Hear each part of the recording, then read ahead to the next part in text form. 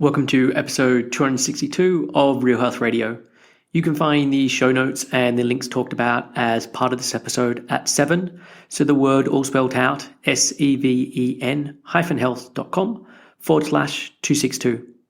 Hey everyone, welcome back to another episode of Real Health Radio. I'm your host, Chris Sandel. I'm a nutritionist who specializes in recovery from disordered eating and eating disorders, and really just helping anyone who has a messy relationship with food and body and exercise.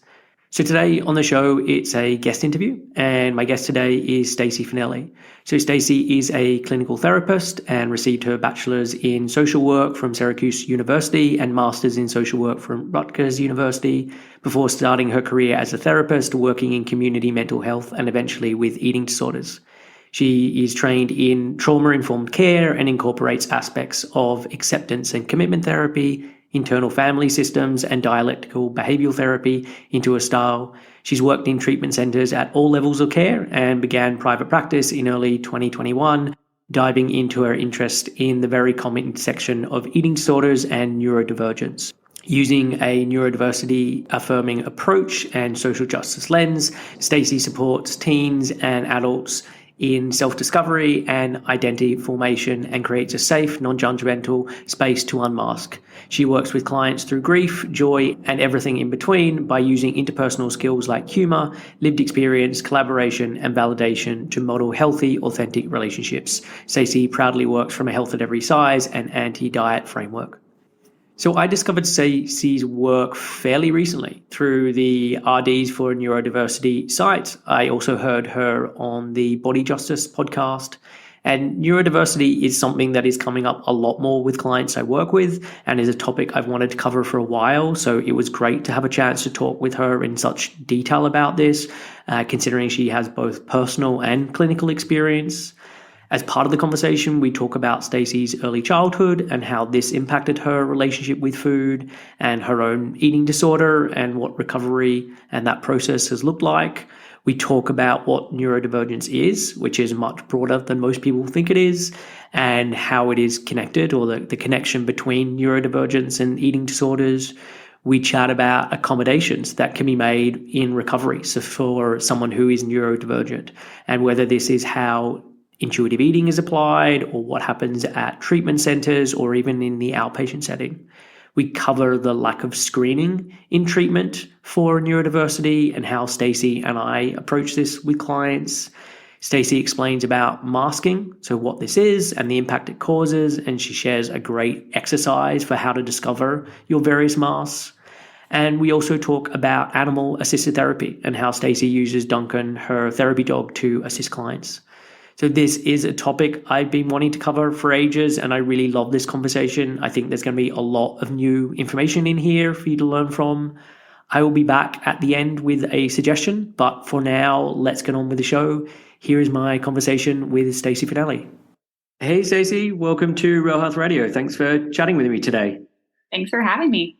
So I think a lot of the conversation today is going to be around neurodivergence and eating disorders, which is an area that you know a lot about and speak a lot about and work with clients on. And it's an area I haven't really covered in a huge amount of detail on the podcast before. So I'm really excited to get to cover it with you. And I guess just as a starting place, do you want to give listeners a bit of background on yourself, like who you are, what you do, what training you've done, that kind of thing? Sure. So I'm a social worker / therapist, and I work at 2 outpatient practices as a therapist, specializing in the intersection of eating disorders and neurodivergence in Southern California. I am specifically myself an ADHDer, and I'm sure at some point we'll talk a little bit more about my own neurodivergence, but I identify as neurodivergent, and I hold a bunch of different identities along with my occupational experience working at all levels of care with eating disorders. I have, white privilege, cis, thin, middle class privilege, and then marginalized identities as ACE, neurodivergent. And my trainings, my experience as a social worker was very heavily based in social justice, focused on systems, groups, communities, and how they all affect each other. And I've relied heavily on my lived experience and digging into my interests to access informal training because the formal ones that I've had never really resonated with me. Okay. So a lot of reading and consulting with colleagues. And that's where I learned that a lot of my ideas were radical and not always necessarily acceptable, sometimes in a good way, sometimes not. Nice. Well, I'm definitely someone who does a lot of their own educating and reading books and listening to things. So I am similar to you in that way. Yeah. If we think back, or you think back to yourself as a child, what was food like in your household, or what was your relationship with food like as a kid?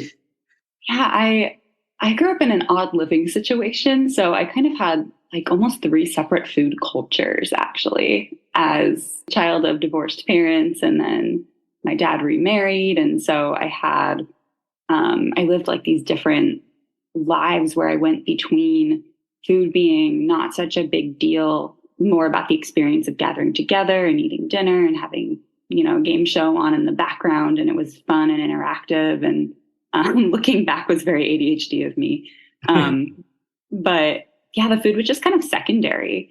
At my dad's house, my great uncle was really proud of his Italian heritage, would do pasta dinners every Sunday. And he made me these fancy after school snacks of salami and tomatoes. And it was sort of the joke in the family that his food was gross, which I don't really remember agreeing with. But I definitely took on that narrative, which led to a lot of cleaning, like, bargaining to clean my plate and take one more bite and being guilted about starving kids in other countries and all of that. But then in my mother's house, where I'd go every other weekend, there was not really any cooking at all because of her neurodivergence, her executive dysfunction, a lot of eating out, a lot of frozen meals. And my dad would judge her for that and would body shame her. And so there's definitely an association that developed early on. And then my dad remarried so suddenly I had this Puerto Rican stepfamily where food was a really big deal. Yeah. And so there was cultural appreciation there that there wasn't before. Rice and beans in particular was something I looked forward to so much. And I got to be the taste tester for. And I had a pretty tumultuous relationship with my stepmother herself. But when she cooked for me, that sort of just made everything better. And I had an appetite that my step siblings didn't. So I got to be kind of like the golden child when it came to food. So it was a really interesting tie-in to relational stuff. It was never really about the food. Right. And what about your mum's relationship with food? You said she didn't really cook and you ate out a lot. Like, how was her relationship with food? Really interestingly fine, unremarkable. I don't remember any negative comments about her body except for from my dad, but I'd have no recollection of any anxiety or stress when she would eat. She seemed to really enjoy food. And I don't even think I paid much attention to it. Whereas my dad, both my parents were in larger bodies. So it was cool to see my mother be in a larger body and be absolutely fine with it in our culture. But my father experienced a lot of fat phobia, a lot of oppression based on his weight. He was diabetic and would do a lot of kind of going in and out of caring about his health. And so he would do these like new commitments to, I'm going to do this and this different. And it usually had to do with food. And he's always been a binge eater kind of my entire life. So to the extent that when he got bariatric surgery, he continued to binge eat and had serious medical complications. So that was interesting. He was kind of always under scrutiny in our family because of his diabetes. And he'd bring like a sugar-free dessert to Thanksgiving and say, see, I'm compliant. I care about my health. And then, go home and binge on a carton of ice cream, but we never really talked about it. It was sort of a secret thing between me and him. Wow. And how do you think that impacted your relationship with food or the way you thought about food? It's a thing that there's some shame there for sure. I think that it had a big part in my eating disorder, sort of trying to, especially because I also had a tumultuous relationship with him, sort of trying to be different. Like, look at me, I'm not like my dad. I'm going to beat this curse. Like, I can set myself apart from him. I can be smaller than him. which is, that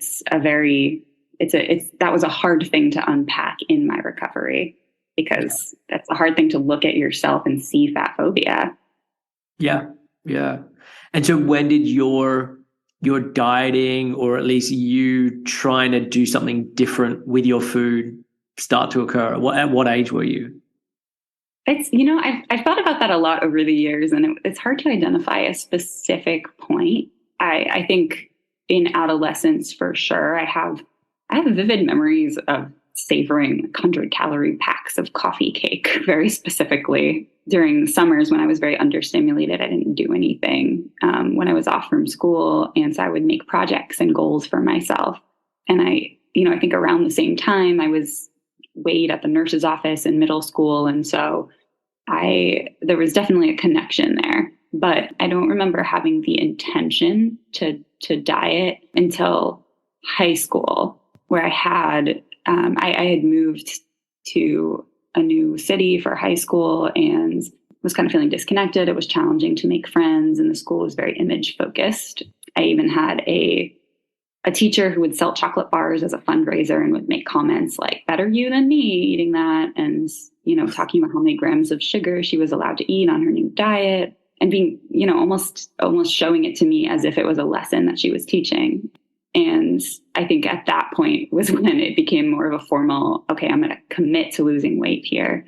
And I remember feeling very guilty about eating. At some point, I started actively engaging in eating disorder behaviors, but sort of towing the line of, this is socially acceptable and this is pathological. Yeah. And how long did it take for that shift to occur, where it was more run-of-the-mill dieting to, okay, this is sort of turned into something more sinister? I think I identified the start of my eating disorder at age 20, so a couple years into college, because that was when it was formally diagnosed. But for sure, it was brewing. There was a really quick turn into my life is consumed by this. That was associated with a lot of mental health struggles, adjusting to college and not fitting in, and a lot of social struggles, relationship chaos and stuff like that. I think I also failed a class, and I was like, I'm not good at anything. I have nowhere to go. There's a lot of cliches in eating disorders about what purpose they serve, and a lot of them have truth to them, like control and communication, right? And I think mine served all of those purposes at some point. So I actually I went to treatment for mental health, and they happened to have an eating disorder program tied to it. So my eating disorder got worse as my mental health otherwise got better, or so I thought. And so they thought. And so that was kind of the beginning of my descent into several years in and out of treatment. And when you first were diagnosed with the eating disorder, were you in agreement with the diagnosis? You were like, no, this definitely isn't what's going on. How did you receive that? That's a great question. I think I spent a little time in denial because I wanted to keep it. I didn't want them to take it away from me. Yeah. I think I also just, it was normalized. But there was also so much validation in hearing that people thought I had an eating disorder, the whole sick enough thing, I think. Yeah. Without knowing that language, or that was a cliche in eating disorders, I didn't really know I wanted to be sick enough. I was like, okay, there's language here that describes what I'm experiencing, and other people experience this too. And that just feels like I'm part of something. And so the eating disorder became even more of a refuge than it was before, because there was community there. And community in a real sense, where you were going online and you were talking to other people with other eating disorders, or you were going to support groups and it was like, I found my people. Like, what was the community aspect?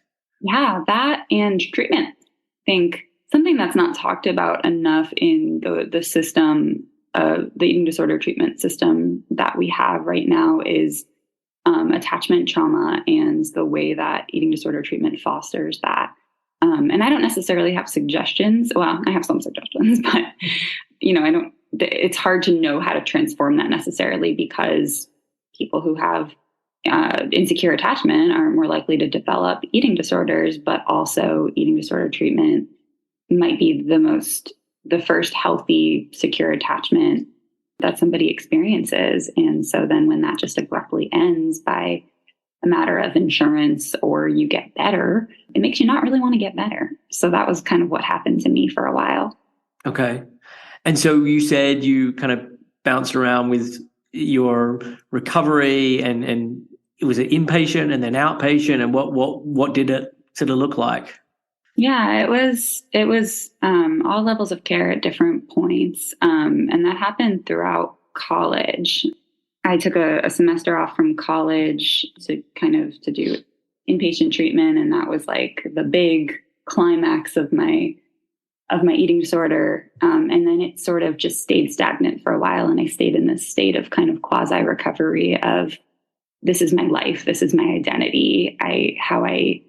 I'm always working toward a healthier relationship with food, but that is taking up all of my brain space, and everything else is secondary, which to an extent, now as a therapist, I want it for my clients. I want them to put effort into it and to care about it.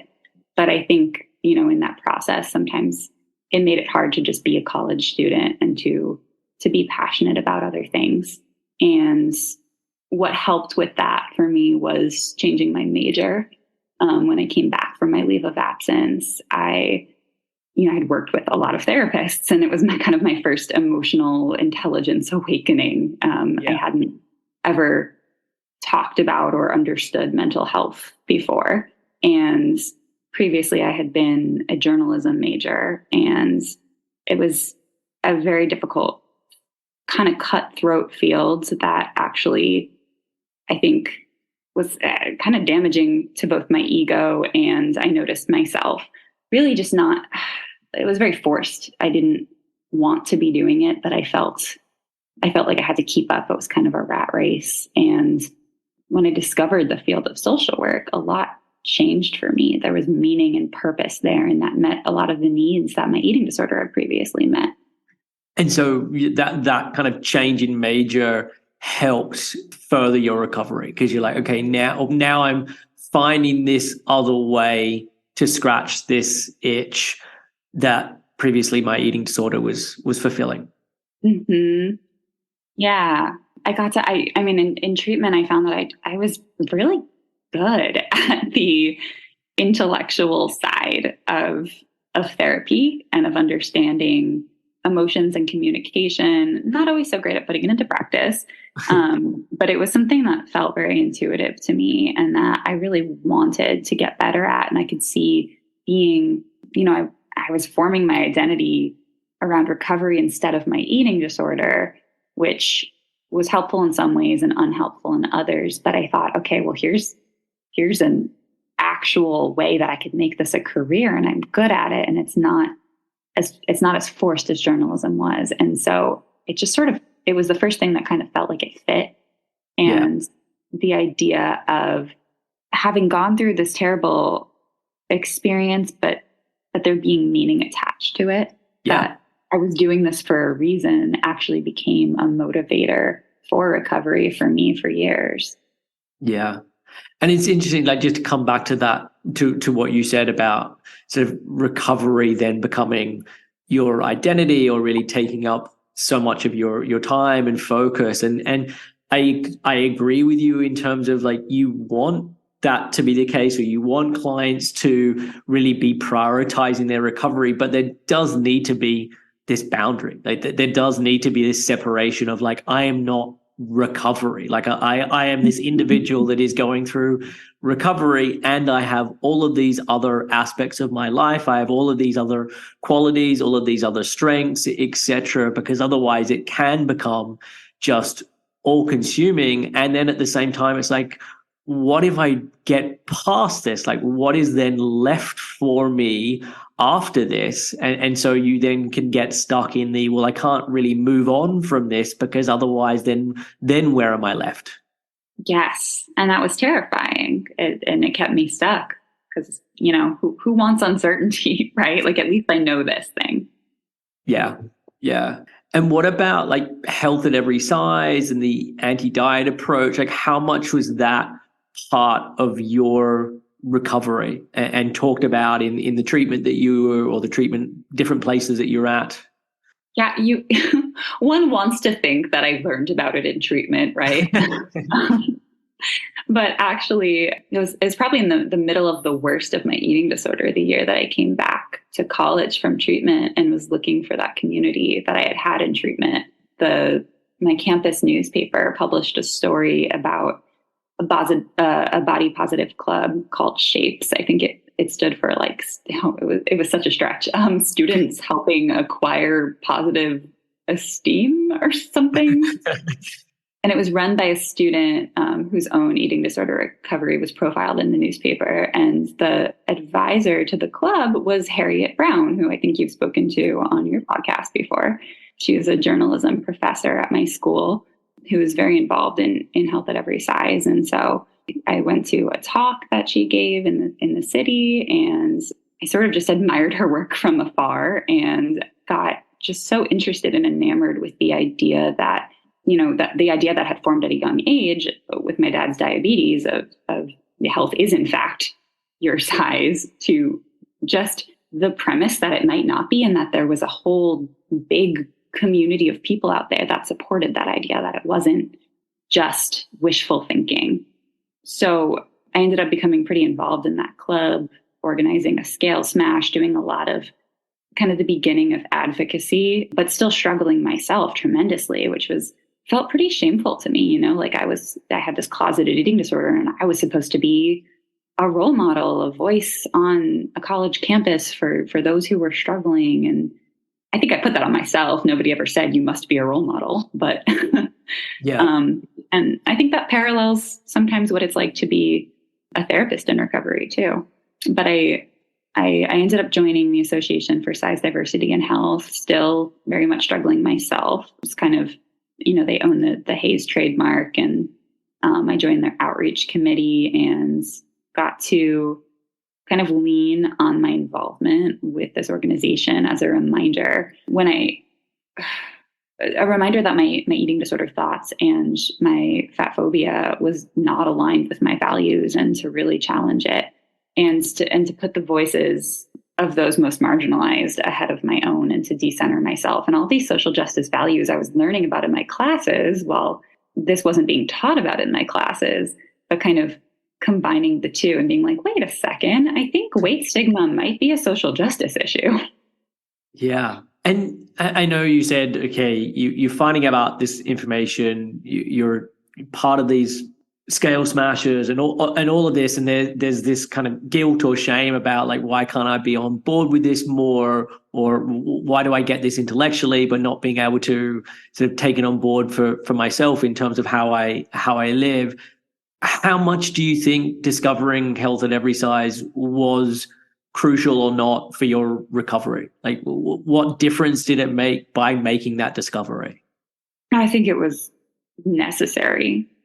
It was I talked before about the meaning that it gave me to be working toward something that was greater than myself, I think. Yeah. And this was something that took me out of the identity that treatment and being a recovering person gave me, and instead put me in something that could be permanent and sustainable and helpful and useful, and not just to me. And so being an ally and an advocate was that could become my identity in a way that was healthy.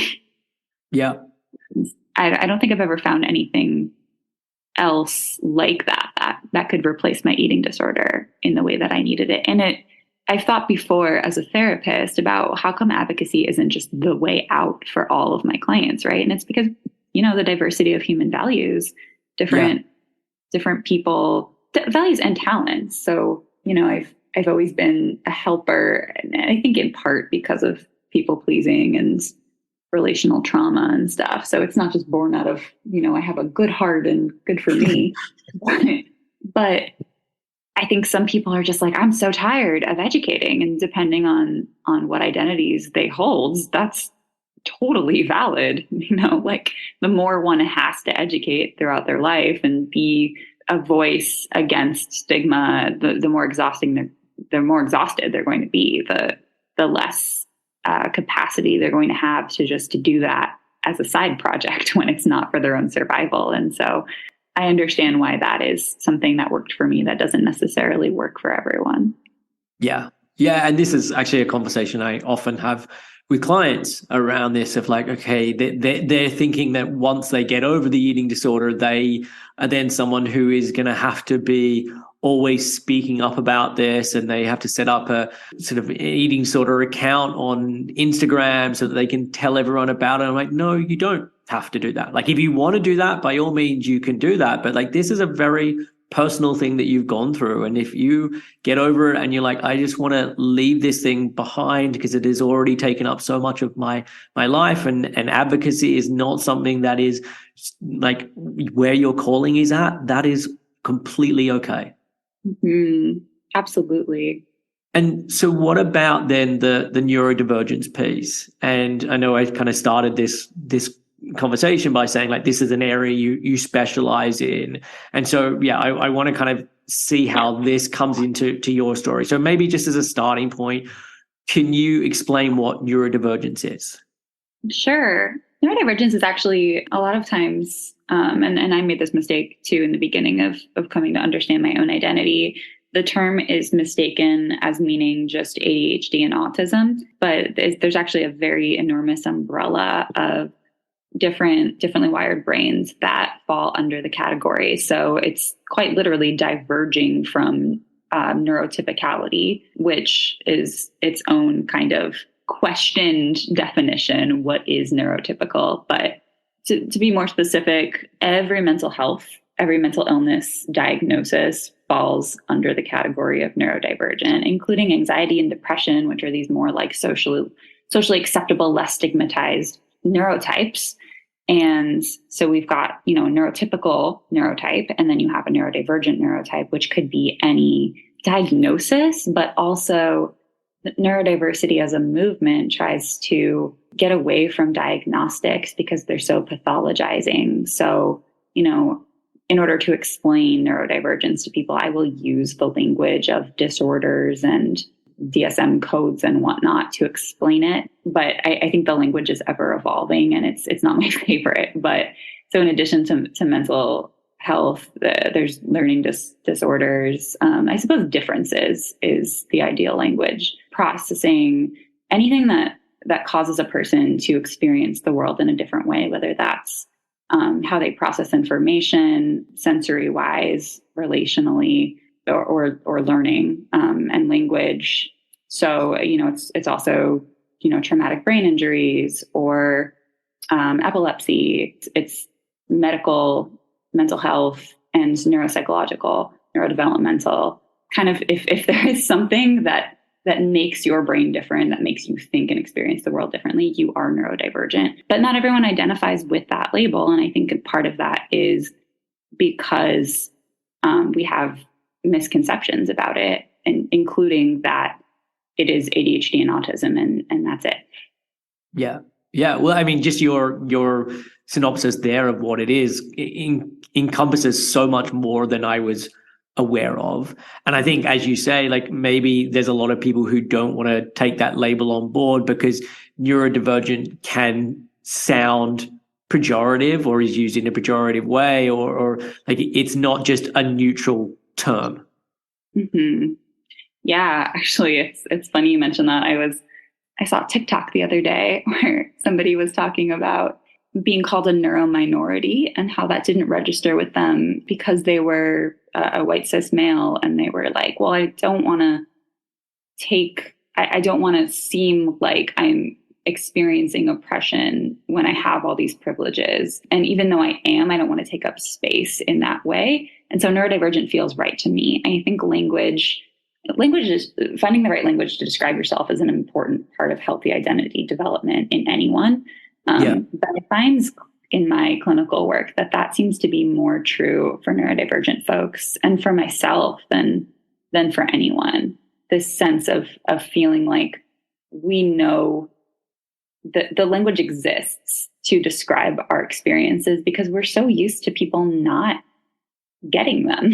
And I think that's often the role that diagnoses play, that we're not necessarily pathologizing ourselves. Because, we hear a lot of people say things like, oh, don't say that about yourself. That's, you're not depressed or you don't have a disorder. And they think they're being empowering or positive, but it's not that we want to pathologize ourselves. It's that we want to have a nice, clean box to put ourselves in that makes sense. We want things to make sense when they happen in the past. And I'm all for that. Yeah.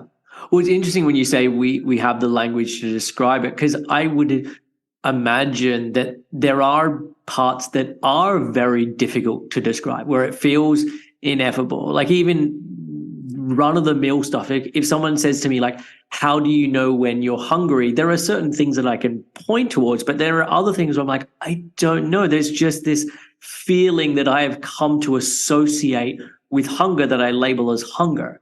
And there must be so many aspects in terms of how information is processed, how you hear someone's voice and then that translates into something in your mind or whatever, like all of these different aspects that are going to be connected to neurodivergence, that one is going to be very difficult in being able to describe. Like some of it is going to be easy to describe, but some of it is going to be so difficult to describe and not even able to describe it because there's no point of contrast. Like I've only lived with my brain, so I don't know what it's like to live with some other brain to know that, oh, there is this difference in this thing, because how am I meant to know that?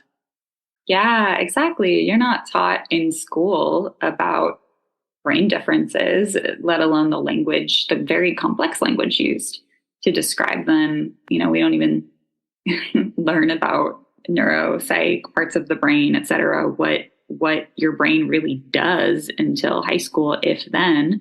And so, if you're just a kid realizing that, comparing yourself to your peers, which is the way that we go, that's the way we know what normal is and how we figure out, that's how identity development works, unfortunately, is that, the good comes with the bad in comparison, and it has a function, and we experience the world differently, and we can tell because of the way our peers respond to things, or that person, even just as simple as like they're performing better on a test than me, and I hold a lot of shame about that, right? Might indicate neurodivergence, but if I don't have a language for that, I might just internalize, well, I'm stupid, or I'm bad, or whatever it is, because I'm trying to figure out who I am. Yeah. And so talk a little about your neurodivergence. So you said at the top that you're an ADHDer. Yeah. So talk more about that, or if there's other neurodivergence. Yeah. So I'm a late diagnosed ADHDer, actually, by which I mean after childhood, I was not identified in the way that I think a lot of schools attempt to identify neurodivergence, whether it be giftedness or need for special education, or just the intent is to meet people's educational needs, but there's so much more benefit to identifying neurodivergence early. But that was not the case for me, I think, because I performed pretty, average to above average in school. And it was actually in grad school, after having taken a psychopathology class and identifying, reading through the DSM, seeing the criteria for ADHD and being like, oh, interesting. I maybe relate to some of that. And then the following semester, overhearing some classmates talking about, the 15-page paper that was due the next day, and how they were probably just going to like sit tonight and bang out the whole thing. And I was like, that's a thing you can do? Why can you do that? Which is actually kind of ironic, because a lot of ADHDers actually can do that because of hyperfocus. I was thinking the same thing of just like when you need to focus, or when you have a special interest of like, I'm going to focus on this thing, there can be an insane amount of focus when the whole building is on fire. Absolutely. And so it's funny that that was kind of like the turning point for me, where I was like, wait, I should look into that, because the thing is, I can do that, but not reliably, not to the point where I can say that's my plan. And I can only do it in panic. And so I just sort of became overtaken with this kind of jealousy and needing to get to the bottom of this. And I definitely had the privilege of, being in grad school at the time. I think made myself more credible. And so I was able to just say to my psychiatrist, hey, I think I have ADHD. And they were like, oh yeah, probably. Sounds good. Here's some meds. Which is definitely not the standard, not the typical pattern that people go through. I've been with clients jumping through so many hoops, and there's a lot of problems within the system that prevent people from getting diagnoses and getting medication if they want it. That's a whole nother story. But I had this aha moment with ADHD of, oh my gosh, this explains so much from throughout my entire life. Going through all these memories of, maybe this is why my fourth grade teacher sat down with me and was like, you're not turning in your homework. Let's go through your planner and organize things. And I was like, how did it was so obvious when you look back at it in retrospect, but because I was pretty average, nobody had concerns, but I also wasn't identified as gifted. I fit right in the middle, and I was quiet, and I was a people pleaser. I wasn't inconveniencing people. I mean, I was inconveniencing my family, but there was never this idea of like, Stacie might be struggling, let's get her help. It was just kind of like, you're an annoying kid. So is it so the fact that ADHD is also very associated with boys as opposed to women? Absolutely. Yeah, I mean, this is something I found definitely with autism, is that everyone knows, or everyone thinks of the stereotypical boy with autism, but not with the young girls, and so it just gets so missed. Mm-hmm. Yeah, I became very good at compensating for what was natural for me at an early age, and I didn't know I was doing it. And I think that is part of that is just like what is expected from gender socialization, what it means to be a girl versus a boy. I was performing that well. And what was hiding underneath was part of my identity that I didn't discover for 20 plus years. Yeah. But now I also, in doing the work that I'm doing, which, I got into, I specifically really enjoyed working with ADHD right off the bat because I relate so much to my fellow ADHDers, but then there's also a tremendous overlap with autism. So I started seeing a lot of autistic clients, and more recently, maybe within the past 6 months or so, I've really started to identify a lot of traits in myself as well. So that's something I'm currently exploring. There's I don't have the same aha moment I did with ADHD with autism, where I'm like, that is definitely it. That explains everything. And I think part of that is because I already know I have ADHD. So, and there's a lot of things I see in myself that might also be explained by ADHD. So I'm working internally on this fear I have of taking up space in a community that's not mine. But as a friend recently told me, taking up space doesn't mean taking away space from someone else. So I'm trying to take that into my exploration. And for me, those traits kind of look like just an affinity for patterns, looking for patterns, feeling a strong attachment to my systems that I have, having a very strict, correct way to do things, not compulsively or ritualistically, but finding comfort in predictability, and also alexithymia, which is kind of like a disconnection between your somatic sensations and your emotions, and what a lot of therapists will call intellectualizing as the main way that I process emotions. And it's interesting, as you list out all of those things, so many of those are traits within an eating disorder. Mm-hmm. And you're onto something here. Yeah. And so, I at what point were you in recovery when you discovered this? And so how much of your recovery or not was then starting to explore how your neurodivergence was part of your eating disorder? That's a great question because, this wasn't identified until a few years after my last time in treatment. And I was in pretty sustained recovery. And I remember feeling, I think, a lot of frustration that it was missed for all the time that I spent in treatment, and wondering, is part of the reason why I kept doing these treatments and nothing was really sticking or lasting was because I was continuing to perform, because I was focused on being compliant with the way that they told me recovery was supposed to work rather than adapting it for the way that would work for me. Yeah. And so there was a grief process that had to happen there, a forgiving of my providers and understanding of what people don't understand, and then starting to kind of come to my own conclusions, doing the work that they didn't do for me in discovering and researching and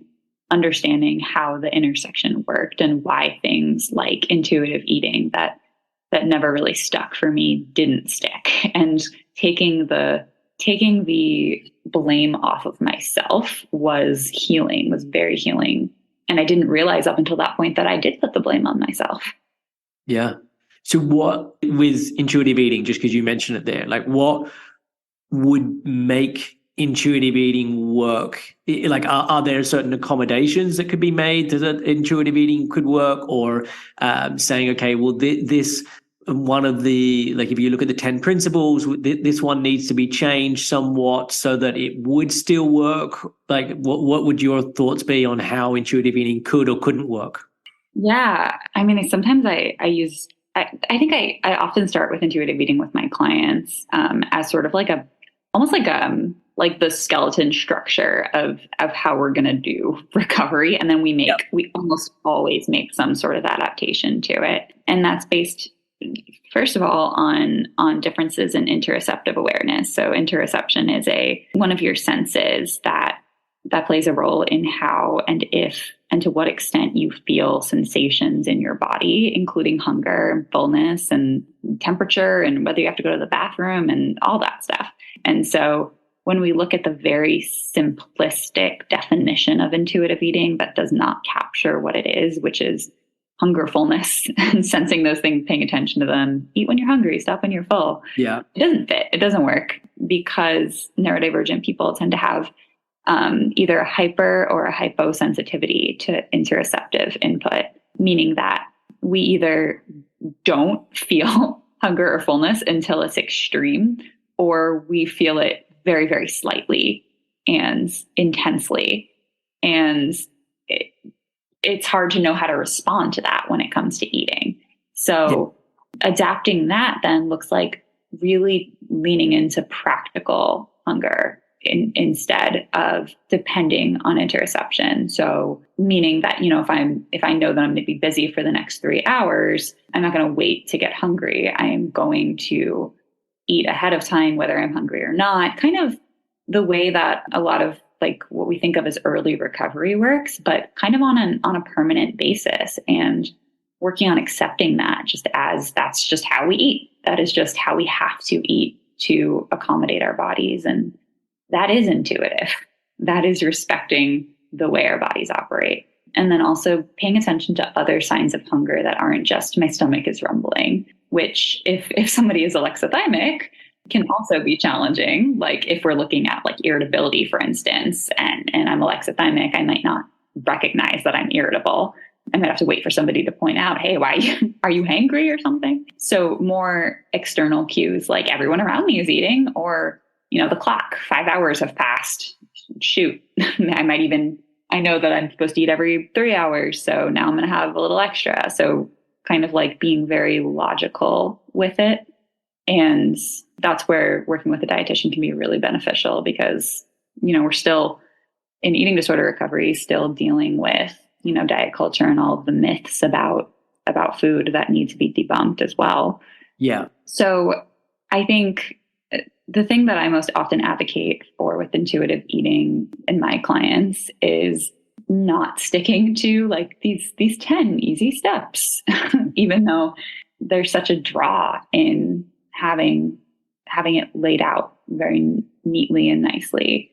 I think the other thing besides interoception too that is important is that eating as a stim or self-stimulation is a really common thing in neurodivergence. And I guess for those unfamiliar, stimming is fidgeting is an example of it. Like, we deal with different stimulation thresholds, whether we run more overstimulated or understimulated. We're always kind of trying to come back to our center and be in this ideal window of stimulation. And so, I always have a Slinky handy for myself, but a lot of people also stim to eat, and that might be classified as emotional eating. And I do think that emotional eating is kind of over pathologized within intuitive eating in a lot of places. And I think legalizing that is a huge, important adaptation that I would add. Nice.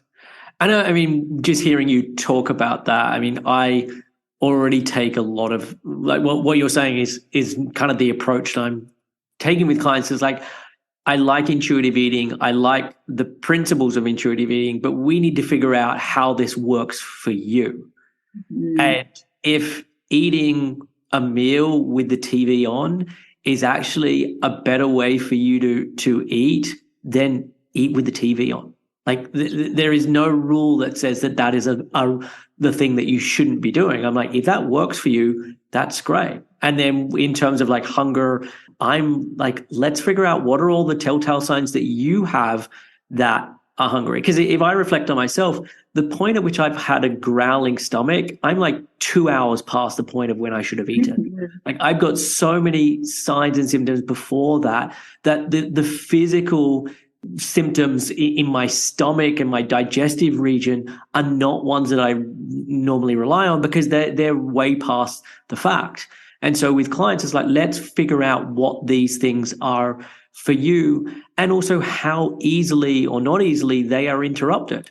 So if like the tiniest amount of stress means that you are unable to notice any kind of feedback in terms of your hunger signals, then we need to work out other ways for you to remind yourself to eat, because this is just not going to be a dependable feedback mechanism. And maybe with time it gets better because you're doing other things around self-care, because other aspects of your health are improving or whatever. But let's pay attention and see if that is true. And so, yeah, I'm very much like, I like what intuitive eating talks about, but we've got to be remembering the person that we have in front of us, as opposed to these are the rules and this is what you've got to do. Absolutely. I think also when you mentioned screens, it made me think about what we talked about before with hyperfocus and ADHD, and just when we have adequate stimulation in a different activity, eating can really feel like a chore. So, I often work with teens who will go much longer than they should without eating because they're playing a really captivating video game. And so can we accommodate that person by bringing them food to eat, by letting them get to a stopping point in their game? Potentially, if it's a show or something that can be done while they're eating, can we allow for that? Like you said, with screens, mindfulness doesn't just have to be sitting in silence and appreciating the scent and the texture of food. In fact, that the quality of the food can be very overwhelming, overstimulating to people and make it feel even less tolerable. So it's a really important accommodation that we consider people's stimulation needs, both decreasing things that are overstimulating, which might mean, wearing sunglasses at a table that's in a bright place, or adding stimulation when a person is understimulated to make eating feel more tolerable and more interesting sometimes. Yeah. And also having that be feedback as well to the state that someone's in terms of like, at some points they might need to be wearing sunglasses, and at at other points they will not. Or at some points they might want to eat where they're doing a puzzle or something at the same time. And at other points they're not. And this can be then related to, okay, what is the state that someone is in at the moment? And again, like my use of intuitive eating is very much just like, this is a really great framework for awareness. Like, how do we continue to build up your awareness so that you have a better understanding of like how you process things, what are the things that tend to support you, what are the things that tend to pull you down, etc. And so, yeah, just noticing, okay, is it at every meal that there is this feeling that I want to have this thing by my side, or I want to be doing this thing while I'm eating? Okay, or there's this day that didn't happen. That's interesting. Let's explore that. Mm-hmm. Yeah, I love the idea of just information that we're getting from every meal. Maybe indefinitely too, because every day, every setting is going to feel different, and that's fine. Just how our goal always has to be to accommodate ourselves. Yeah, I know you've talked there sort of specifically about intuitive eating. What would you say, kind of more broadly, if there's other things that come up when you think about either treatment centers in terms of inpatient, but even just outpatient as well? Like, what accommodations could be made for helping people who are neurodivergent? I would say one of my biggest gripes, man, I can go on all day about those, but is probably the emphasis that is currently placed on compliance in treatment centers, because the policies that they're asking neurodivergent people to comply with aren't built for them. Actually, so many neurodivergent people are actually traumatized by compliance-based therapies, past and present, and sometimes treatment centers as they exist, philosophies and policies, sometimes just recreate those same therapies. So I'm thinking they're very behavior-based, and that's the problem. Or not that they're behavior-based, but that they're focused on rewards and consequences, and that's not really a sustainable way to create change for somebody. So I would argue that's not a very sustainable way to change everyone, not just neurodivergent types. Absolutely.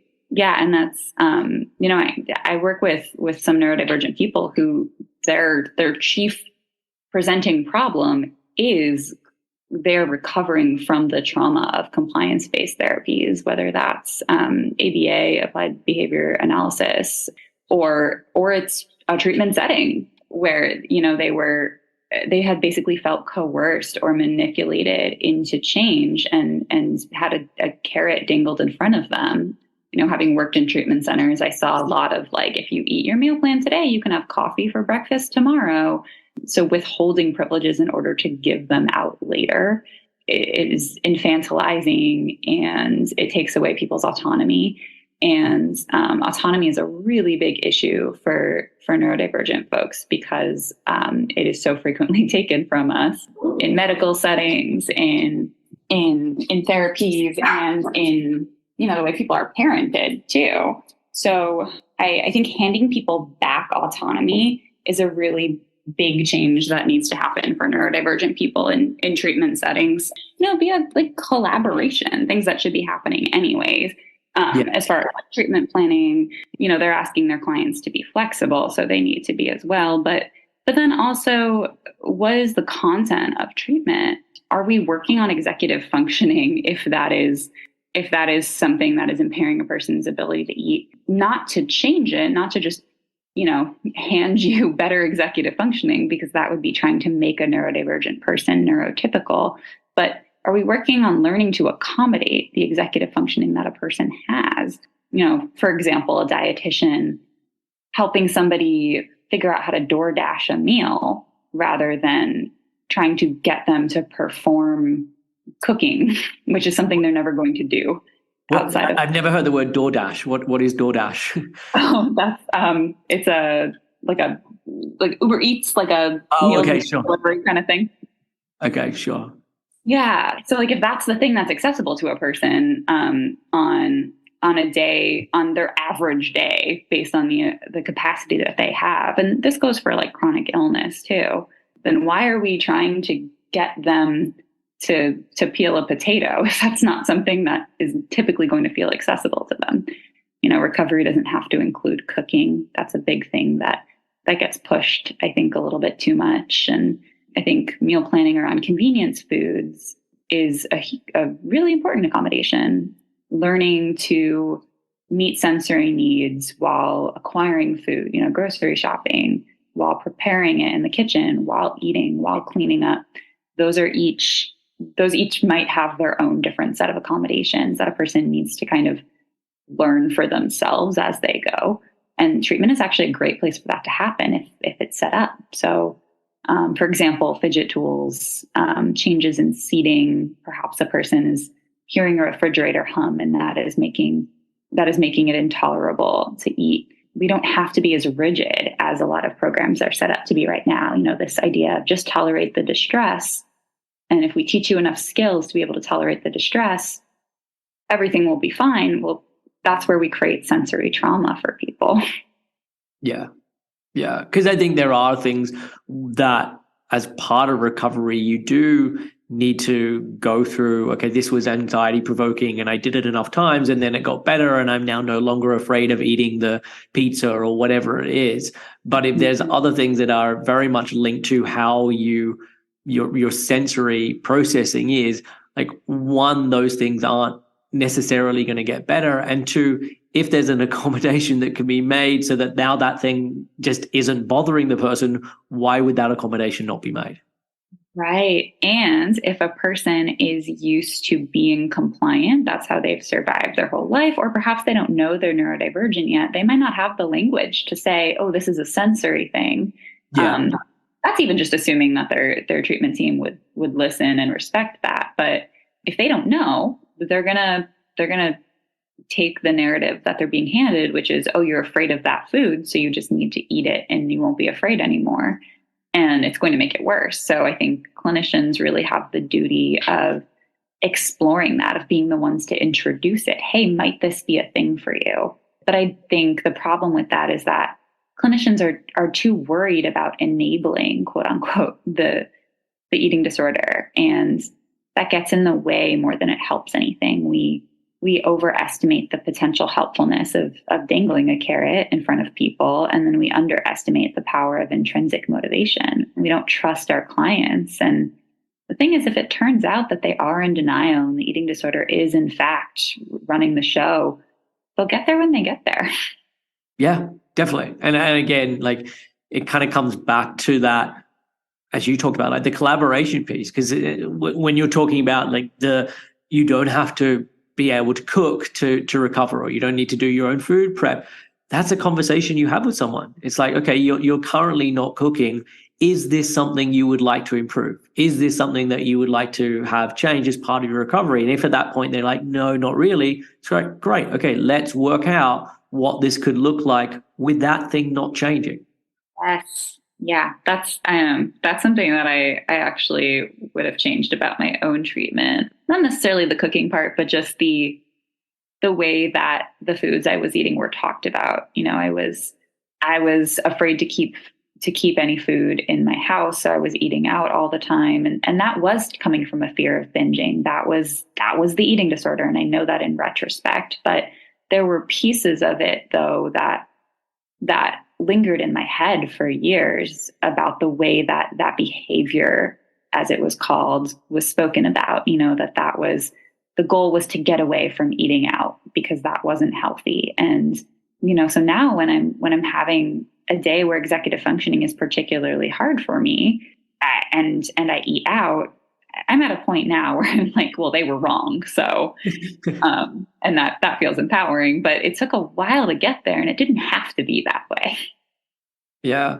How much, and I don't know how many treatment centers you're having connection with, or what you found out from the work that you're doing in this area, but like, how much does it feel like this is like neurodivergence, when I say this, is being screened for?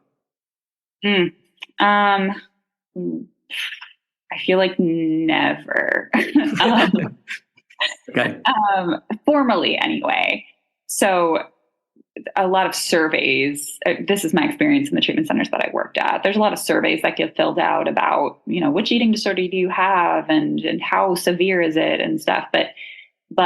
And the weird thing is that eating disorders almost never exist in isolation. There's always a co-occurring something or other happening under the surface. But typically what's being screened for is depression and anxiety, and it stops there. Yeah. To the extent that many treatment centers won't even accept clients who have what they deem to be more complex mental health diagnoses, dissociative disorders, schizophrenia. They feel like they're not equipped for it, or they'll accept them and they'll treat them like they would a neurotypical client, and it doesn't work. So, and that's if a person already has that identified. The thing about recovery is it brings up the stuff that the eating disorder was suppressing. So if the eating disorder is serving as kind of a mask for a person, then neurodivergent traits that I've been suppressing for years, when I start challenging myself, when I have to let go of my coping skill, are going to become more predominant. But I think that is so frequently attributed to malnutrition or some other pathology, or even just a person is being difficult, or they're behaviorally acting out because they don't want to eat or something like that. And I think that is just kind of accepted as truth rather than what else might be going on here. Could this be a trait? Like, we're starting to see the real version of somebody, and what would happen if we embraced that rather than fought against it or tried to change it? Yeah. And use the word masking there. So can you define what masking is? Yeah, it's hiding neurodivergent traits to some extent. So sometimes that's via the suppression of neurodivergent behavior patterns, something that we notice in ourselves that's different than other people. So we try to blend in to camouflage ourselves by taking on other people's patterns. That might even be like scripting. I'm going to talk like that person, or I'm going to use the same mannerisms, and then nobody will know that I'm different. And so sometimes we're performing those learned behavior patterns, but sometimes it's also compensating, like overperforming to distract from what we perceive to be shortcomings. Like, okay, I have a lot of trouble focusing and I don't get as much work done as this person. So I'm going to do all this overtime at work, and then people will like me anyway. Okay. And so I've had a number of clients that developed ADHD symptoms only after entering into a state of malnutrition when their eating disorder started. And so this was in their late teens or their early 20s. But prior to this, they felt that they didn't have any of these issues. So they didn't have issues with decision making or staying on task or planning, for example. And they feel like they can't have ADHD because they did, this would have been obvious all throughout their life, like prior to the eating disorder started. So what would you say to this? Like, does something like ADHD have to be obvious all throughout life? And then therefore these symptoms are connected to the eating disorder and malnutrition, or the symptoms can arise later in life, or the malnutrition erode someone's ability to mask? Like, how would you think about this? Good question. Malnutrition can definitely show up similarly to ADHD in many ways, as far as focus, concentration, hyperactivity, but it can also decrease our executive functioning capacity, and it takes executive functioning to mask. So there is also a chance that the eating disorder just involuntarily unmasked the person. And acquired neurodivergence through trauma is very possible. So it's important to explore whether the onset of the eating disorder coincided with a traumatic event, or even the culmination of many smaller things that a person experienced as traumatic that may be less obvious to them and other people. For example, sensory trauma or burnout from just overdoing it. So, yes, the DSM says that the onset of ADHD symptoms must be before the age of 12, but why? What purpose does that serve but to gatekeep resources? The same accommodations and tools that can help a person, whether they were born with ADHD or they developed it later, or it's trauma-based, whether they meet criteria or if they just have some traits. So I think, that just hammers home the importance of screening for acquired neurodivergence as well. But I think there are subtle ways that we can tell the difference between malnutrition and neurodivergence, and the primary thing is time. Like when nutrition, when the person is nourished, what happens? Yeah. And that is, I think that also speaks to the importance of not making promises. Like, I know that for me, I was really, really bothered. I had my eating disorder when I was in college. And so I was really bothered by the fact that I couldn't focus on my studies and it was affecting my grades. And my therapist told me, well, when you're eating the way we're telling you to eat, you'll be able to do the things that you could do before.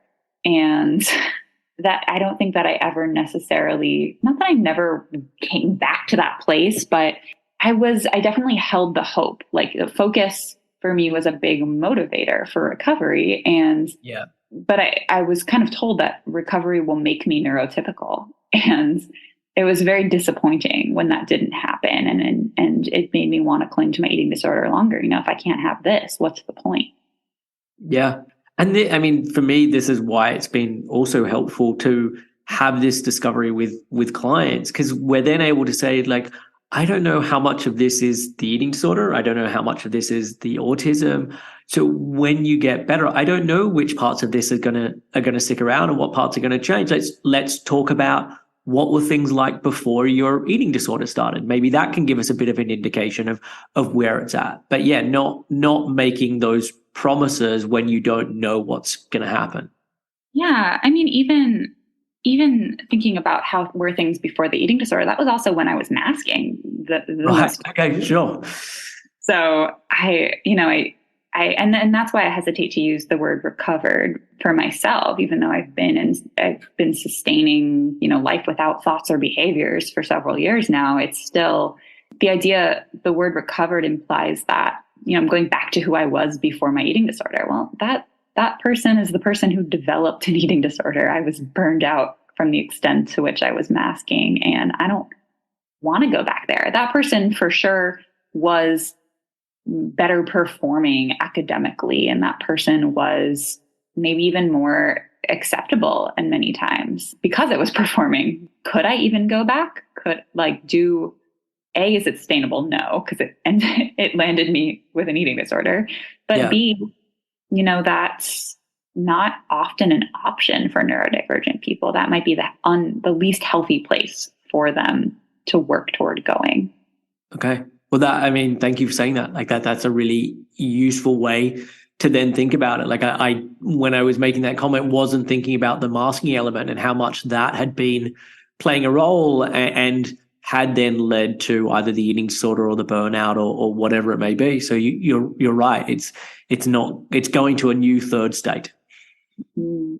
And as I explore this topic as well, like I'm just seeing how common it is for clients. So for example, high sensitivity, I think it's meant to be about like 20% of the population. I'd say it's 80% of my clients. With autism, depending on the stats, it's meant to be like 1 in 100 or 1 in 44. I'd say with my clients, it's 20%. And really, this is something I'm fairly new with exploring. So it's probably much higher than this. And then the same thing with ADHD. The population percentage is very different to the percentage of clients that I'm seeing with eating disorders. So like, what are your thoughts on this? This makes so much sense because the likelihood for development of an eating disorder via a coping strategy to manage challenges of existing in a world not built for us is much, much higher in any marginalized population. And I've also found that even when I've taken on a new client who doesn't report neurodivergence at intake, more often than not, they turned out to be neurodivergent. And I don't know whether that's because I'm neurodivergent, so the people I develop the best rapport with are neurodivergent, or just because the prevalence is really that high. But I wouldn't be surprised by either one. And especially with ARFID, or avoidant restrictive food intake disorder, neurodivergence is more often than not the reason it develops. Trauma-related phobias are the only exception in my experience to that. And the neurodivergent relationship with food is just by definition different than the neurotypical one, but it's pathologized for not fitting the mold. And oftentimes the work in therapy is actually just depathologizing and self-accommodating rather than recovering from anything at all.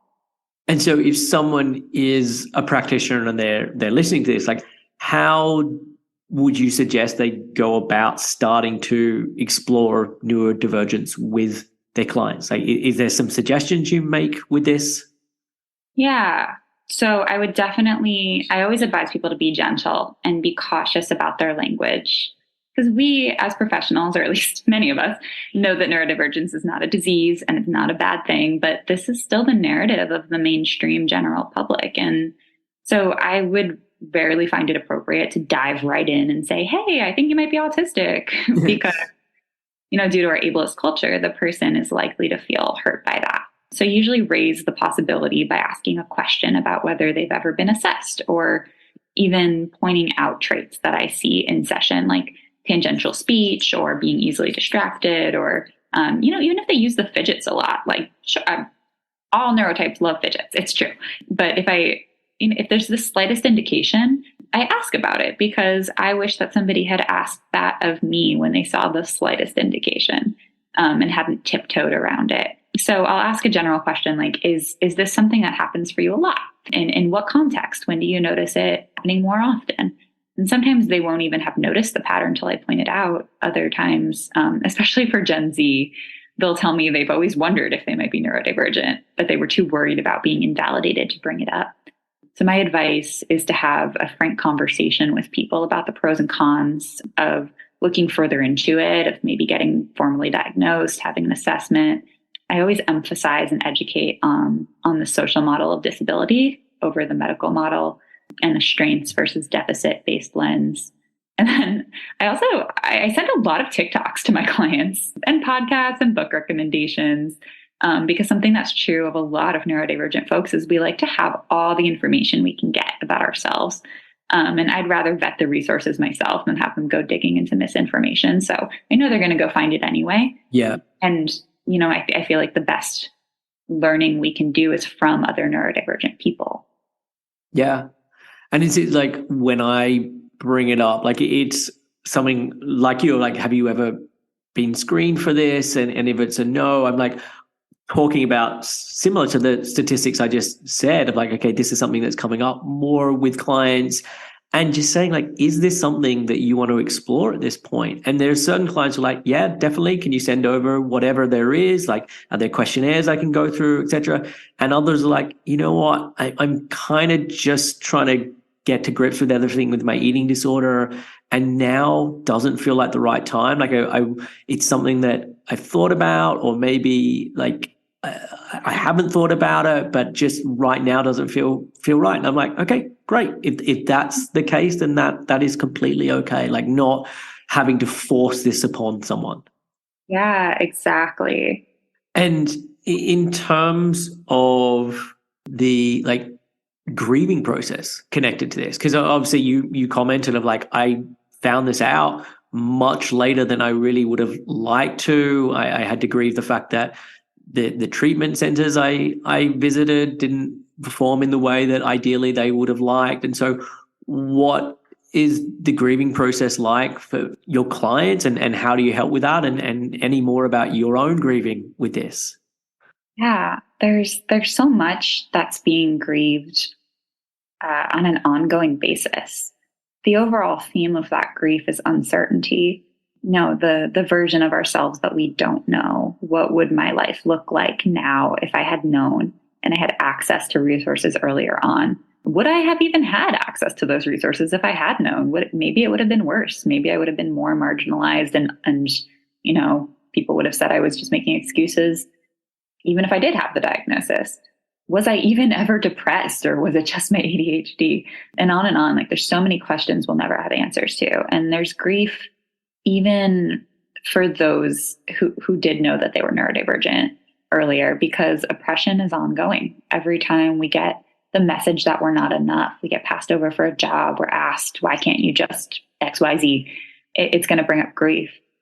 But like any grief, you don't move on, you just grow around it. So my grief process looked like becoming more secure in my identity and knowing what I am and am not capable of, and accepting that instead of trying to continue to perform that and burn out again, and identifying as having a disability and accepting my limitations as well as things that I can do that neurotypical people can't do without using the strengths to sugarcoat the weakness. And I'm not I'm not a fan of the phrase like neurodivergence is a superpower, because it gets rid of the part where it sucks.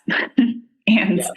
I think both can be true at the same time, but we can't just overlook one.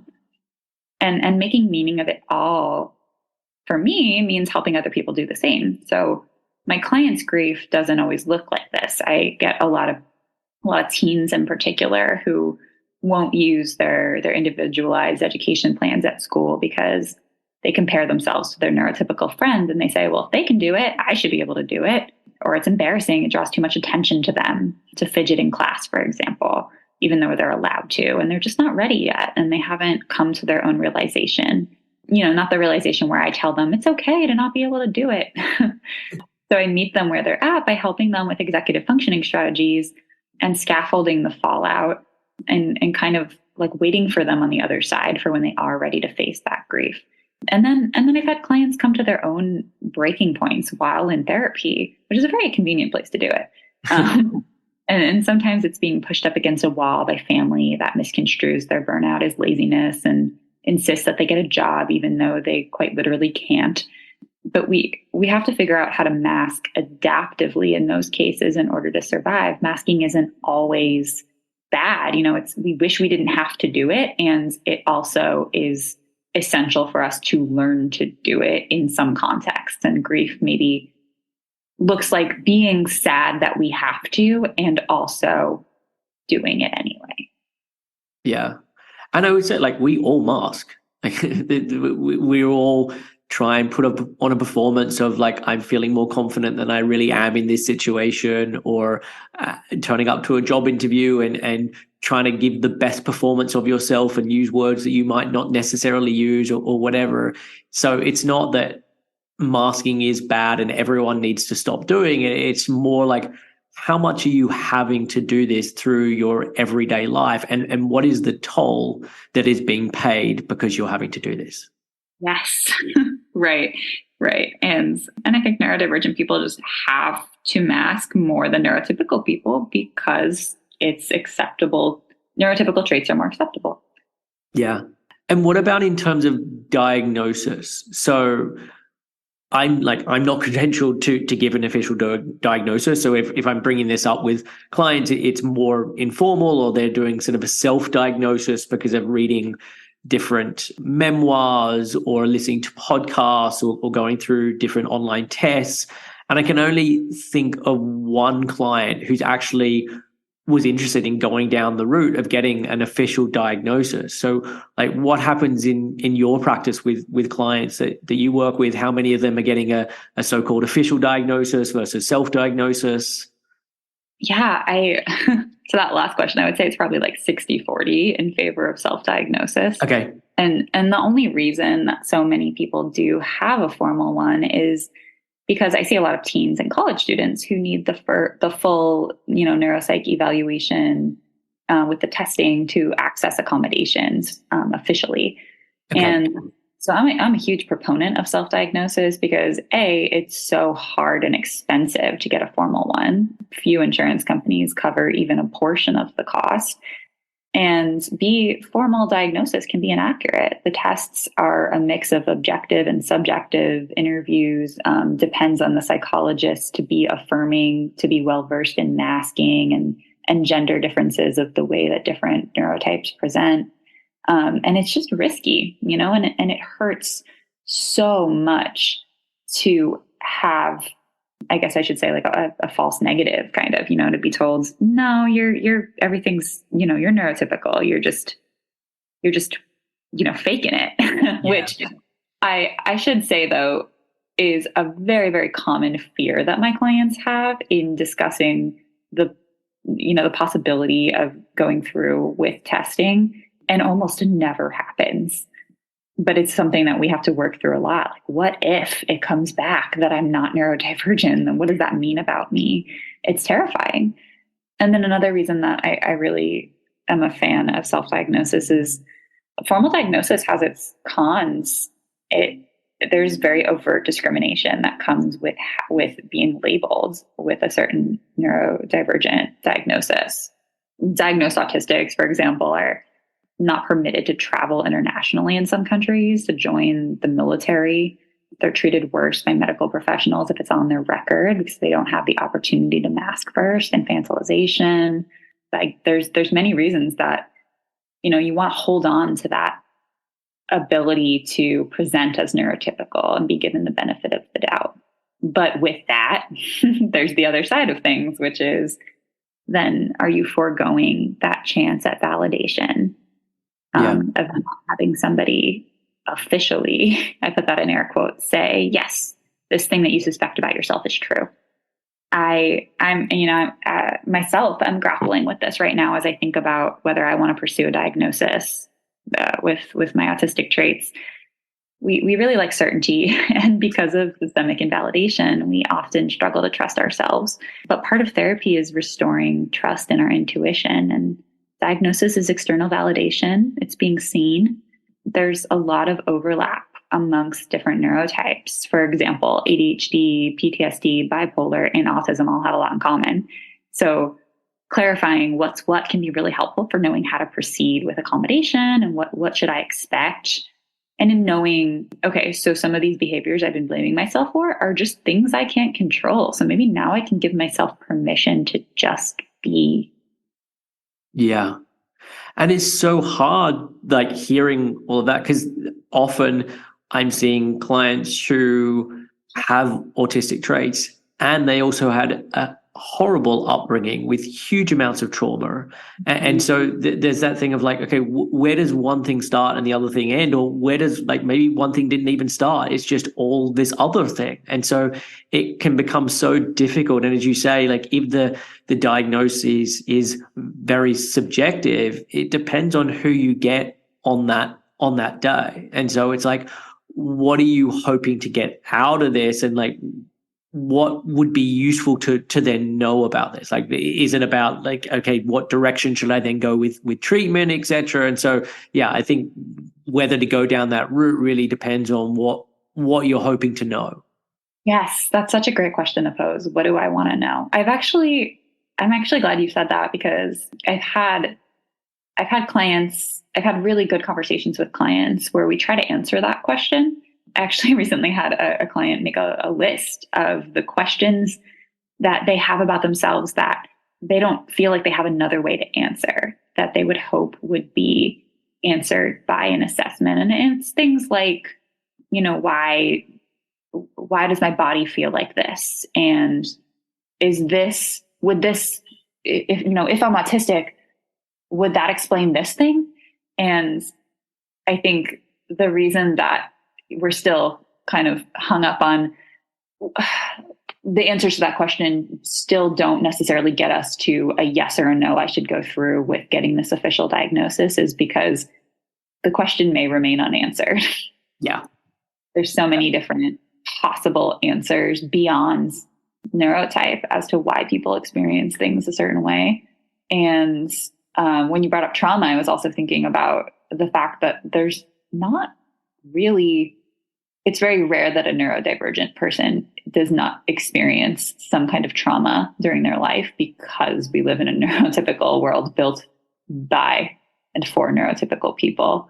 So, the way to skirt around adding trauma to that and to the impact it has on our neurology is adequate accommodation and, early identification.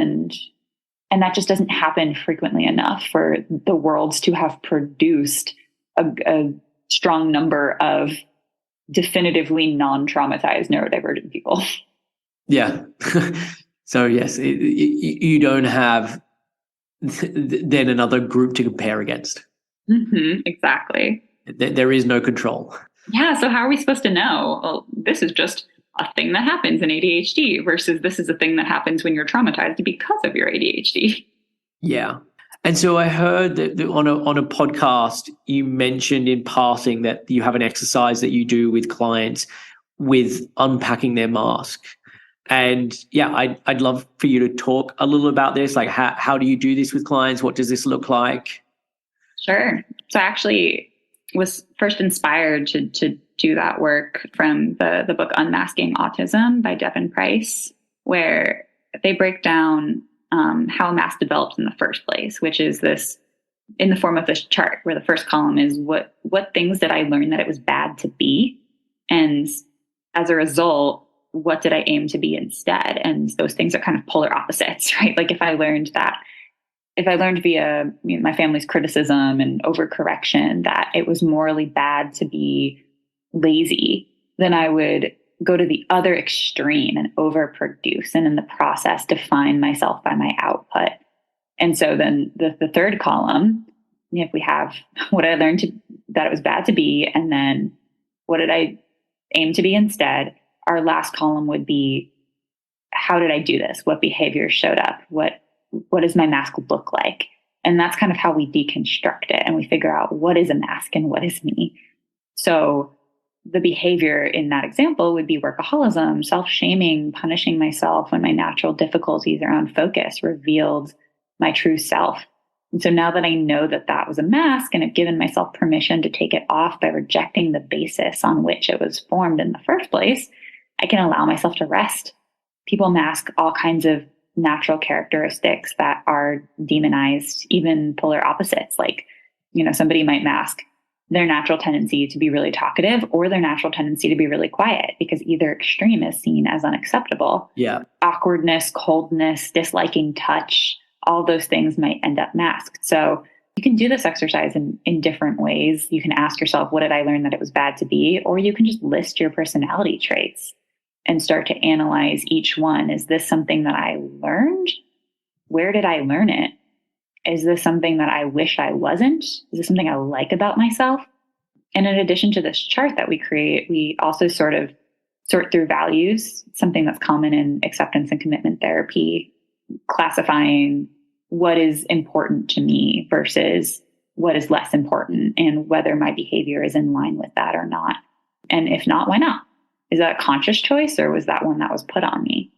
Nice. I really like that exercise. I'm going to be taking that and using that with clients. And I would also add that even if you remove the neurodivergent piece, you could still do this where you talk about the eating disorder as being a mask. Mm-hmm. The eating disorders are really common masks that people use as, like you said in the beginning when I was explaining neurodivergent traits, you said those all sound a lot like things that would set somebody up for an eating disorder. The eating disorder kind of it's very logical. It's an ingenious survival strategy in many cases, where it combines all of those things that people deem acceptable: perfectionism, workaholism, being tenacious and persistent and quiet and taking up as little space as possible. And it creates something tangible out of those things. Yeah. And so I know you run a adult autistic and ADHDers eating disorder support group. And so what are you covering as part of this group? What are you doing in the group? So it just started. The second one's coming up next week, but in the past I ran a group that had a theme every time, and I did a little presentation about the theme. And because of my experience, neurodivergent affirming care was providing structure and information and not having things be too open, because that would be stressful. But the reason I wanted to change that was it was exhausting me. And then when the group went on a hiatus because of my own schedule, I kept hearing from former members that they really wanted to come back, but as just a gathering space to relate to each other. So that's what it is right now. It's open to people in and out of recovery. I wanted to make space for harm reduction strategies and even people who are just choosing to stay in their eating disorders right now, but still want community. And some of the topics that come up naturally that I talked about in the old structured group are masking, figuring out what's a preference versus what's the eating disorder, dealing with being misperceived, coping with burnout, knowing your rights, as a disabled person, healing from harmful treatment experiences, executive functioning ideas around food prep and cleanup.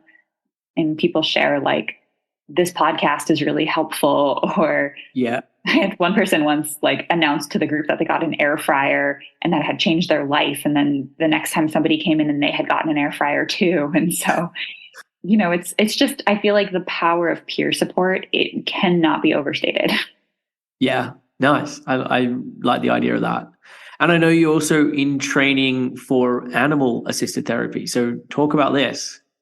Yeah. So my best friend, Chihuahua Duncan, and I have been working on this kind of long term.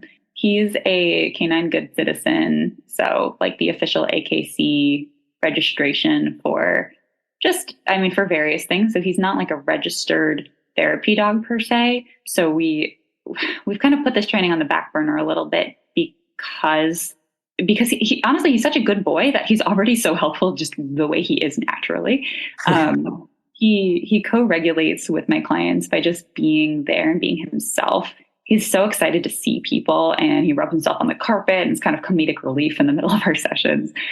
But most often though, just hopping on their laps and falling asleep, this unconditional love that he gives people that he just met, it seems to be really healing in a situation where a client has always, is used to relationships where they've always had to fight for love. I know that's how he's healed me. And what I'm really interested in exploring as I do more training in animal-assisted therapy is how he might be able to help clients connect with their internal experiences. So, for example, he picks up on stress really well and he reacts to it. Actually, several years ago, he was my formal service dog when I worked in a higher demand environment with more paperwork and I was struggling with focus. I would say I trained him, but honestly, he like came this way from the shelter. He was able to lick my face when he noticed that I was distracted or had stopped typing for a long period of time. It's really, really cool. So he picks up on cues. And what I'm curious about is training him to alert clients to specific emotions, especially those who are alexithymic and don't see those emotions themselves. Because already he does a lot of face licking when somebody is having an intense reaction and they don't know they are.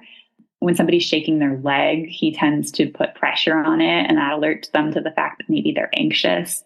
And I haven't seen much research on this yet, but I'm really hoping it exists. No, that's so interesting. And are you getting into it in the way that you're thinking of then like recommending that clients get their own dogs that can then be helping them in everyday life, or it's more in session, this is how I'm going to be using him and that's the way it is?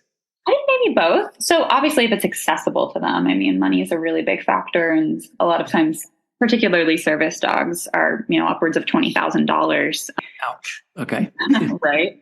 Duncan, I got so lucky with Duncan. He just came straight from the shelter, like ready to work.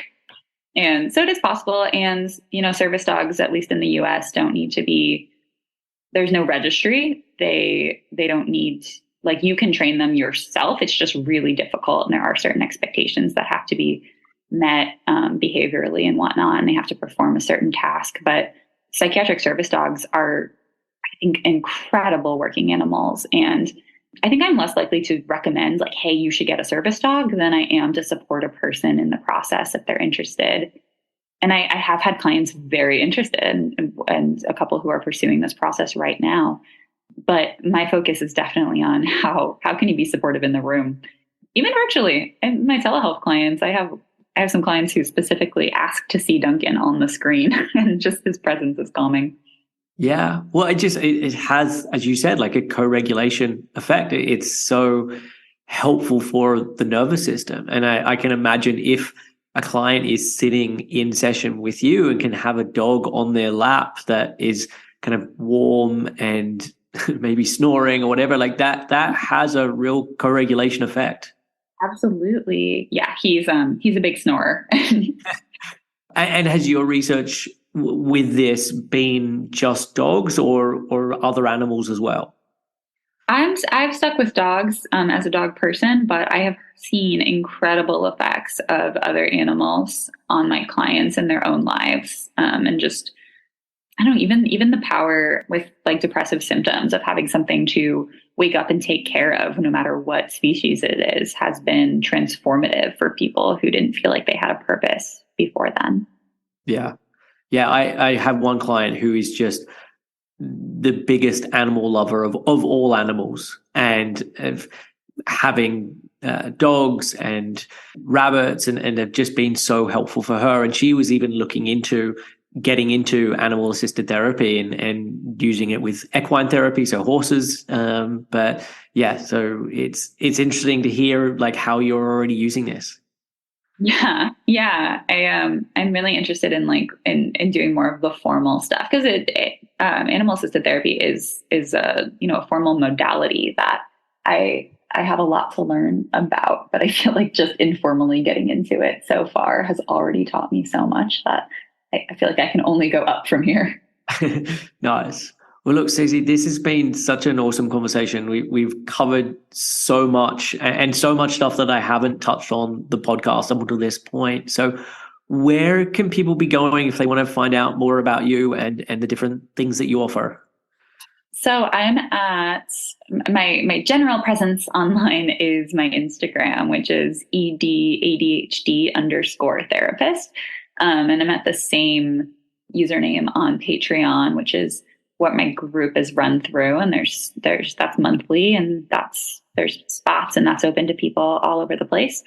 Through Patreon also, there's monthly webinars on different topics that kind of used to be covered by that more structured group. Now it's just me randomly talking about things that happen to come up that I'm still perpetually learning about at the intersection of neurodivergence and eating disorders. Well, nice. Well, I will put those links in the show notes. And yeah, thank you once again for coming on the show. I really appreciate it. Thanks for having me. This has been great. I didn't realize I had so much to say. So that was my conversation with Stacie Fanelli. I think she's doing great work in the intersection of neurodivergence and eating disorders. So if this conversation resonated with you, then you can check out RD for Neurodiversity, which Stacie is a part of and writes for, as well as her Patreon page. So I have one recommendation for you of something to listen to, and it's the album Ants from Up There by Black Country New Road. So I first heard Black Country New Road, it was maybe a year ago, maybe even longer than that. And one of their tracks called Sunglasses was on my Discover Weekly playlist on Spotify. And the first time I heard it, I actually turned it off halfway through. I was trying to concentrate and it was just too much. At the midpoint of the song, there is just drums and guitar and saxophone and piano all crashing into one another, and this kind of screaming and laughing vocal, and it's just very intense. But the next time it came on, I listened, and after this rather jarring midpoint, it all drops away and then becomes somewhat normal again until it kind of becomes jarring again at the end. And I just became really intrigued, and I realized how incredible the lyrics were for the track. But that was kind of it, and I didn't really listen much after that. But rather recently, one of their songs again appeared in my Discover Weekly playlist. And so I decided to then finally check out their most recent album, which is called Ants from Up There. And it took a couple of listens to fully get into it, but I am now hooked. I've been listening to it multiple times a day and have been doing this for at least a month. And their music is really difficult to describe. There are definite rock and post-punk influences, there's jazz, it's very experimental, there's this kind of carnival feel to it, and where it often clashes together and has these real points of explosion. And I've read interviews with the band members, and all of them talk about having this huge appreciation and love of pop music, and that's what kind of brings them together.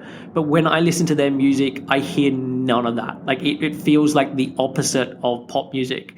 And the final two tracks on the album are 9 minutes and 12 minutes respectively, and there is nothing pop about them. The lead singer is a real wordsmith. He's got just incredible lyrics in parts, he reminds me of Jarvis Cocker or Nick Cave, but he really has a style that is very much his own. And this is easily my favorite album of the year. But because of how different the sound is, it does take a number of listens to start to appreciate. So I highly recommend checking it out. It's called Ants From Up There by Black Country New Road. So that is it for this week's podcast. I will be back with another episode next week. Until then, take care and I'll catch you soon.